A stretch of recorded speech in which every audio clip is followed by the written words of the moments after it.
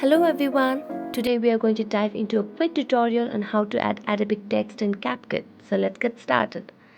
First thing first, open up your Capcut app and select the project you're working on or start a new one. Here I have chosen a project. Now to add on text, tap on the text icon down in the bottom of the screen.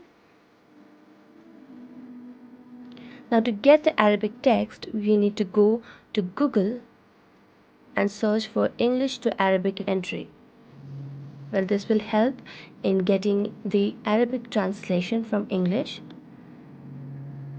So here you can see for this video I have chosen the text of beautiful view, which has been translated in Arabic down there, which will be copied